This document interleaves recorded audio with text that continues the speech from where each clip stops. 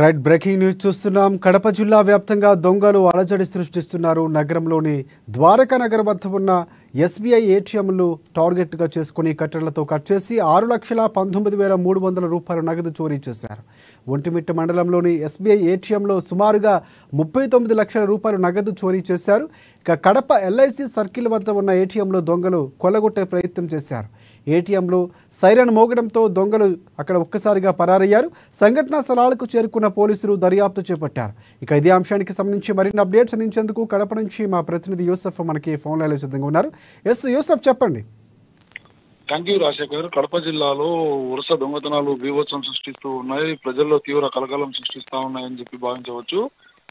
దాదాపు కడప నగరంలో అయితే ఇవాళ తెల్లవారుజామున ఆ దొంగలు బీభత్సం సృష్టించారు. వీళ్ళు తమిళనాడుకు చెందిన దొంగలుగా స్థానిక పోలీసులు అయితే భావిస్తా ఉన్నారు. కడప నగరంలో ప్రధానంగా చూసినట్లయితే ద్వారకా నగర్ ప్రాంతంలో 19 లక్షల రూపాయలు ఉంచినటువంటి 6 లక్షల రూపాయలు ఉంచినటువంటి భద్రపరిచినటువంటి ఏటీఎం ను కొల్లగొట్టారు. అందులో నుంచి గ్యాస్ కట్టర్లతో పూర్తిగా కట్ చేసి అందులో ఉన్నటువంటి నగదును అపహరించినటువంటి నేపథ్యం ఏర్పడింది. ఒంటిమిట్ట ప్రాంతంలో అయితే ఏకంగా 39 లక్షల రూపాయలు ఏటీఎం నుంచి అపహరించారు. తెల్లవారుజామున ఈ ఘటన జరగడంతో పోలీసులంతా కూడా ఒక్కసారిగా అలర్ట్ అయ్యారు. దొంగలను పట్టుకునేందుకు పూర్తి స్థాయిలో క్లూస్ టీమ్ రంగంలోకి దింపారు. మరోపక్క జిల్లాలో నలుమూలలు ఉన్నటువంటి చెక్ పోస్టుల వద్ద ఉన్న సీసీ కెమెరాలను పరిశీలిస్తా ఉన్నారు. కడప నగరంలో కొంతమంది ఇక్కడ సంచరించినట్లు వారు స్థానికులా లేకుంటే ఇతర రాష్ట్రాల నుంచి దోపిడీ దొంగలు ఇక్కడికి చొరబడి యొక్క కార్యక్రమానికి శ్రీకారం చుట్టారా అనేటువంటి కోణంలో పోలీసులు దర్యాప్తు కొనసాగిస్తా ఉన్నారు. పోలీసు నైట్ పూట బీటింగ్ కూడా పూర్తిగా తగ్గడంతోనే ఈ విధమైనటువంటి చోరీలు ఎక్కువగా జరుగుతా ఉన్నాయని చెప్పేసి స్థానికులు బాగా ఆరోపిస్తా ఉన్నటువంటి నేపథ్యం. పూర్తిగా ఇప్పటిదాకా గడపలో దాదాపు 1-2 సంవత్సరాల నుండి కూడా ఎప్పుడు ఈ ఘటన జరగనటువంటి పరిస్థితులు. గతంలో ఉన్నటువంటి పోలీసులు పూర్తిగా పహారా రాసేటువంటి పరిస్థితులు ఉండేవి. ప్రస్తుతం అయితే కొద్దిగా నిఘా వైఫల్యం ఉండడంతోనే ఇటువంటి చోరీలు మళ్ళీ ఉత్పన్నం అవుతా ఉన్నాయని చెప్పేసి ప్రజలు భయాందోళన చెందుతా ఉన్నారు. రాజంపేట ప్రాంతంలో అయితే ఓ ఇంట్లోకి చొరబడ్డారు. దాదాపు 9 తులాలకు పైగా బంగారును కూడా అపహరించారు. ఇంట్లో ఉన్నటువంటి 3 లక్షల రూపాయల నగదును కూడా దొంగలించినట్లు స్థానిక పోలీసులకు కుటుంబ అక్కడ ఉన్నటువంటి ఇంటి యాజమాన్యం ఫిర్యాదు చేసింది.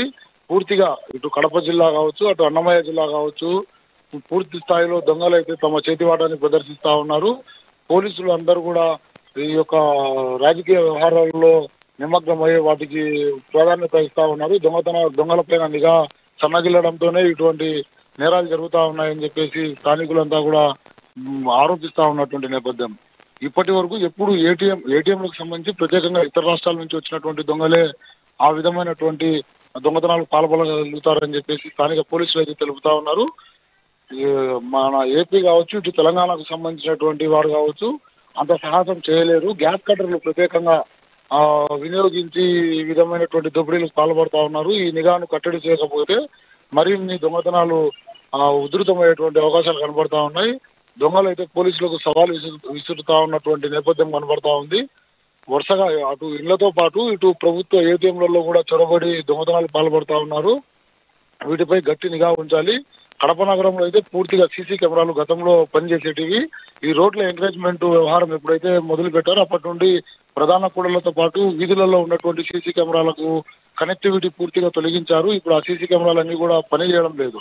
ఈ నేపథ్యంలోనే వీటన్నిటిని 1-2 సార్లు పరిశీలించినటువంటి ఈ దొంగలు ఎవరైతే ఉన్నారో వారి యొక్క చేతివాటాన్ని ప్రదర్శిస్తా ఉన్నారు. ఆ దొంగతనం జరిగే సమయంలో గతంలో కంట్రోల్ రూమ్ నుండి పూర్తిగా మానిటరింగ్ జరిగేది. ఎవరు ఎక్కడ సంచరిస్తా ఉన్నారు, ఆ రాత్రి సమయాల్లో ఎవరు ఎక్కువగా తిరుగుతా ఉన్నారు, వారి వాహనాల నెంబర్లను ట్రేస్ చేసేవారు. దాంతో సులువుగా దొంగతనానికి పాల్పడినటువంటి దొంగలను గుర్తించేటువంటి అవకాశాలు ఉండేటివి. ప్రస్తుతం అయితే నగరంలో సీసీ కెమెరాలను తొలగించారు. ఇప్పుడు అవన్నీ కూడా మరమ్మతులు కూడా చేయనటువంటి పరిస్థితులలోనే ఇటువంటి దొంగతనాలు ఎక్కువగా జరుగుతూ ఉన్నాయి. ప్రతిరోజు ఏదో ఒక ప్రాంతంలో చిన్న చిక్క దొంగతనాలకు పాల్పడేటువంటి దొంగలు ఇప్పుడు ఏకంగా ఏటీఎంలోనే కొల్లగొట్టేటువంటి వ్యవహారానికి తెరలేపారు. మరిన్ని దొంగతనాలు జరుగుతాయా అని చెప్పేసి స్థానిక ప్రజలైతే భయాందోళన చెందుతా ఉన్నారు. పోలీసులు కూడా దీనిపై ప్రత్యేకంగా నిఘా ఉంచాలి. అటువంటి ఎవరైతే దొంగల మూట సంచరిస్తా ఉందో కొత్త వ్యక్తులు ఎవరైనా నగరంలోకి ప్రవేశించి సంచరిస్తా ఉన్నారా అన్నటువంటి వ్యవహారాలపై నిఘా వైఫల్యం చెందడంతోనే right thank you thanks for updates Yusuf.